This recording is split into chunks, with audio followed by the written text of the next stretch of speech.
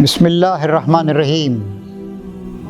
قابل احترام ناظرین، السلام علیکم ورحمۃ اللہ وبرکاتہ۔ نبی کریم صلی اللہ علیہ وسلم کی تحریک آگے بڑھتی جا رہی تھی۔ سعید روحیں آہستہ آہستہ اسلام کے دامن میں پناہ تلاش کر رہی تھیں۔ قریش کو اس بات پہ بڑی تشویش تھی۔ انہوں نے دیکھا کہ حضور کے سرپرست ابو طالب وہ کافی کمزور ہو گئے ہیں اور شاید ان کی زندگی کے چند ہی ایام باقی رہ گئے تھے۔ ایک بار وہاں پر جا کر انہوں نے کہا، اب آپ کے بھتیجے کی دعوت ہم برداشت نہیں کر سکتے ہیں، انہیں درست کیجئے ورنہ ہم ان کے ساتھ اپنا معاملہ درست کر لیں گے۔ اس کے بعد نبی کریم صلی اللہ علیہ وسلم کو بلایا گیا۔ آپ نے کہا کہ میں قریش کے سرداروں سے ایک بات کہتا ہوں، لا الہ الا اللہ، اس کو تسلیم کر رہے ہو، اللہ کے علاوہ کوئی الہ نہیں ہے، تمام جھوٹے خداؤں کا انکار کر دے، دنیا بھی ان کی بھلی ہوگی، آخرت بھی بھلی ہوگی۔ غصہ ہو گئے سب کے سب لوگ۔ آپ کا بھتیجا ہماری کوئی بات ماننے کے لیے تیار نہیں ہے، ہم ایسی 10 باتیں کہہ سکتے ہیں، اور لعنت ملامت کرتے ہوئے چلے گئے۔ یہ شخص ہماری کوئی بات ماننے کے لیے تیار نہیں ہے، اس کے ساتھ جو کچھ چاہیں گے ہم کریں گے، اب ہمیں کوئی ملامت نہیں کرنا۔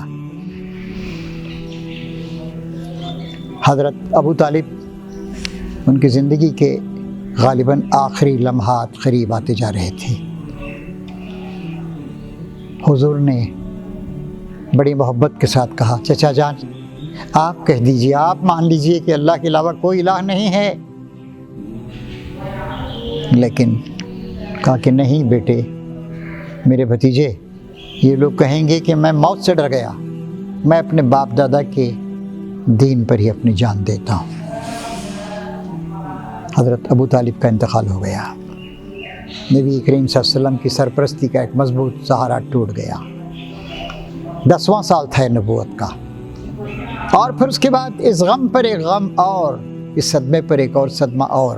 حضرت خدیجہ جو 40 سال میں آپ کی نگاہ میں آئی تھیں اور 25 سال سے وہ آپ کی شریک حیات تھیں، آپ کی مونس و غمخوار تھیں، آپ کا ساتھ دیا تھا، اپنی ساری دولت اسلام کو پھیلانے میں اور جو مظلوم لوگ اسلام قبول کر رہے تھے ان کی مدد کرنے میں انہوں نے لگا دی تھی۔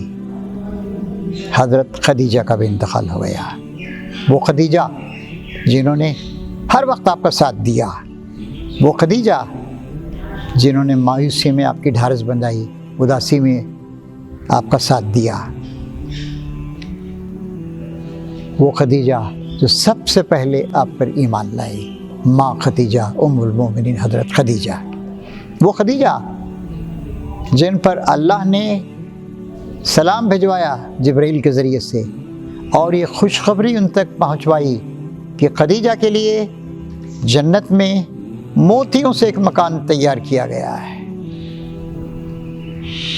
موت بہرحال آتی ہے، مسائل پیدا ہوتے ہیں اور جدائیوں کا غم برداشت کرنا پڑتا ہے۔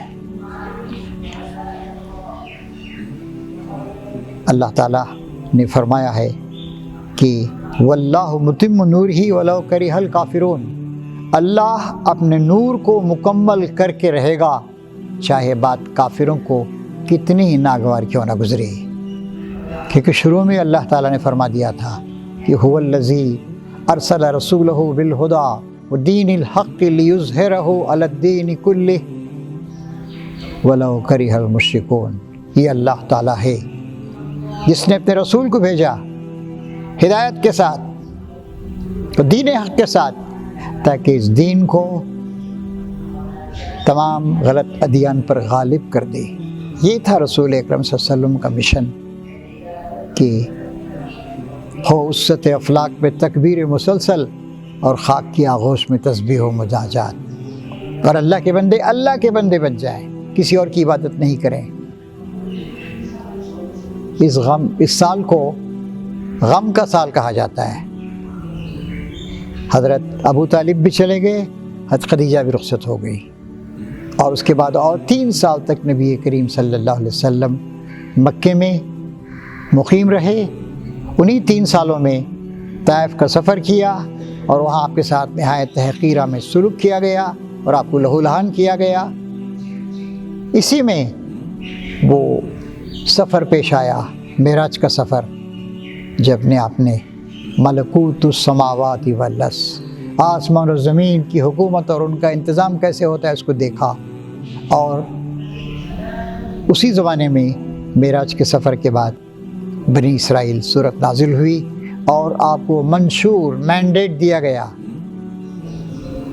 کہ آپ کو مدینہ جانے کے بعد کس طریقے سے نہ صرف اسلامی معاشرہ بلکہ اسلامی حکومت بھی قائم کرنی ہے۔ اللہ کی بے حد و حساب اور بہترین رحمت نازل ہوں سیدنا محمد صلی اللہ علیہ وسلم پر، ان کا ساتھ دینے والے تمام صحابہ کرام پر، اور اللہ تعالی ہمیں ان سب کے نقش قدم پہ چلنے کی توفیق عطا فرمائے۔ آمین یا رب العالمین۔ وآخر دعوانا ان الحمد للہ رب العالمین۔